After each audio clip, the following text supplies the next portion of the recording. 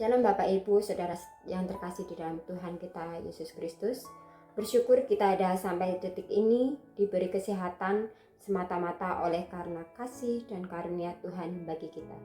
Baiklah Bapak Ibu, kita akan bersama-sama belajar dan merenungkan sebagian kebenaran firman Tuhan. Namun sebelumnya kita akan berdoa terlebih dahulu. Mari kita berdoa. Bapa, kami bersyukur buat setiap kasih-Mu, buat setiap anugerah-Mu, buat setiap kebaikan Tuhan yang masih kami boleh rasakan sampai detik ini Tuhan. Sungguh hati kami melimpah dengan ucapan syukur Tuhan. Dan saat ini Tuhan, kami akan bersama-sama merenungkan kebenaran firman Tuhan.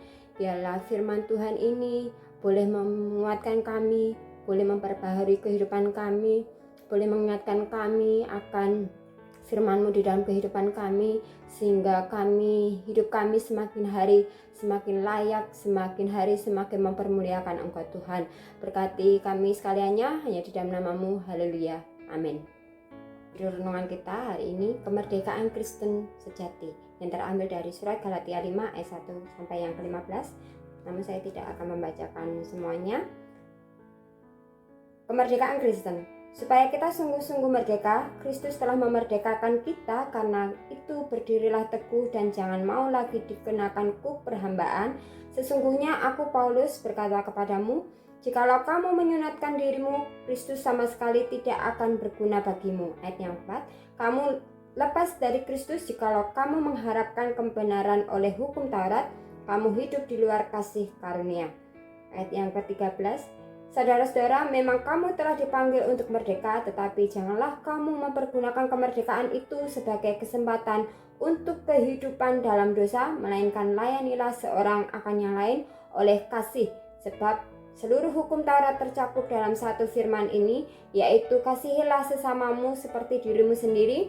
Tetapi jikalau kamu saling menggigit dan saling menelan, awaslah, supaya kamu jangan saling membinasakan. Beberapa waktu yang lalu kita memperingati Hari Kemerdekaan Indonesia yang ke-79. Kemerdekaan adalah sesuatu hal yang sangat berharga. Dalam kehidupan Kristen sejati, kita juga memiliki kemerdekaan, yaitu kemerdekaan Kristen. Kemerdekaan Kristen membawa kita menjadi bagian dari pewaris kerajaan Allah. Kemerdekaan Kristen menuntut kita untuk mempertahankan dan melakukan segala hal yang Allah kehendaki. Apa ciri kemerdekaan Kristen yang sejati? Yang pertama, tetap pada kebenaran sejati.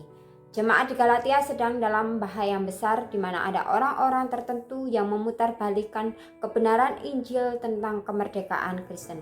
Mereka menganggap bahwa untuk mendapatkan keselamatan yang sempurna tidak cukup dengan beriman, melainkan harus disunat.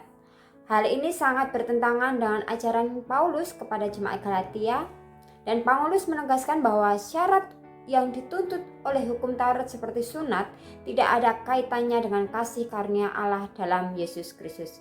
Oleh karena itu, jemaat Galatia harus tetap pada ajaran yang benar yang telah disampaikan oleh Paulus. Benar berarti lurus dan dapat dipercaya. Jika mereka tidak tinggal tetap pada kebenaran sejati, maka mereka lepas dari Kristus dan hidup di luar Kristus.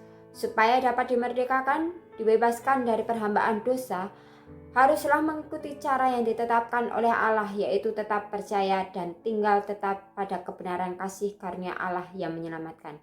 Ingat, manusia tidak dapat atau tidak memiliki kemampuan untuk membenarkan dirinya di hadapan Allah, tapi Allah lah yang membenarkan kita, dan itu adalah kasih karunia.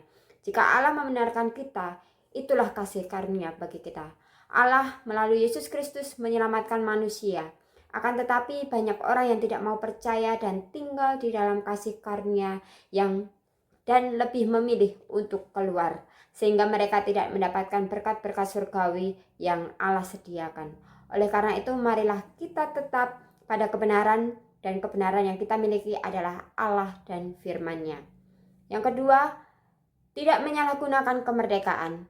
Karya agung yang telah Yesus lakukan di atas kayu salib tidak boleh dianggap remeh. Melalui karya Yesus di atas kayu salib, kita beroleh keselamatan, kemerdekaan, dan pembebasan dari dosa. Keselamatan murni pemberian Allah. Bukan berarti ketika Allah ketika memberikan keselamatan, kita tidak melakukan apa-apa. Paulus menasihati supaya kita tidak menyalahgunakan kemerdekaan dan membuka peluang terhadap dosa. Kita hidup saleh, kita melakukan pekerjaan baik dan perbuatan yang baik bukan supaya Allah menyelamatkan kita, melainkan karena Allah telah menyelamatkan kita melalui iman kita kepada Yesus. Jemaat Galatia menyalahgunakan kemerdekaan yang mereka miliki. Mereka beranggapan bahwa ketika mereka merdeka, itu merupakan kesempatan untuk kembali berbuat dosa. Dosa merupakan hal yang serius yang dapat memisahkan kita dari kasih karunia Allah. Jika kita menyalahgunakan kebebasan, maka itu artinya kita sedang tidak hidup di dalam kasih karunia Kristus dan tinggal di dalam Kristus. Kita sedang berada di luar Kristus. Dan pastinya murka Allah akan dialami oleh orang-orang yang demikian.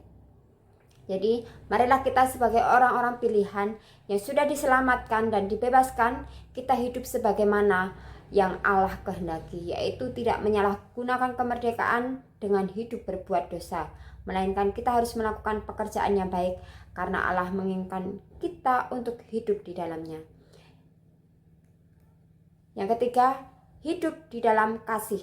Sebagai orang Kristen yang sejati, kita tidak hanya dituntut untuk menjauhi dosa, tetapi kita juga dituntut untuk hidup di dalam kasih dengan melayani seorang akan yang lain. Kita harus membangun dan memelihara kasih satu sama lain meskipun ada perbedaan-perbedaan di dalamnya. Ketika kita sudah dimerdekakan oleh Kristus, itu akan membawa kita pada suatu hal yang bermoral. Karena orang yang melakukan segala perintah Tuhan adalah orang-orang yang mengasihi Tuhan dan juga mengasihi sesamanya. Ketaatan kita bukan dilandaskan pada ketakutan terhadap hukum atau keinginan untuk mendapatkan berkat Tuhan. Tetapi biarlah ketaatan kita itu muncul dari hati yang mengasihi Tuhan. Paulus memperingati supaya jemaat Galatia tidak saling membinasakan. Karena apa yang terjadi? Mereka tidak hidup damai dengan sesamanya. Ada kedengkian. Mereka merasa jauh lebih baik daripada orang lain dan perbuatan daging lainnya.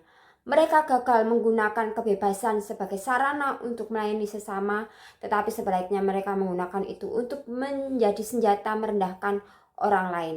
Saudara yang terkasih di dalam Tuhan, biarlah kebebasan yang Allah berikan kepada kita pergunakan sebaik mungkin untuk mengasihi Allah dan sesama kita. Yesus telah memberikan teladan kepada kita dan maka kita juga harus meneladani apa yang Yesus lakukan. Kita telah dikasihi oleh Yesus, kita juga diberikan kemampuan untuk mengasihi sesama. Jadi tidak ada alasan bagi kita untuk tidak peduli dan tidak memperhatikan orang lain serta tidak mengasihi ataupun melayani orang lain, karena kita haruslah melakukan hal yang demikian. Amin. Puji nama Tuhan. Mari kita berdoa.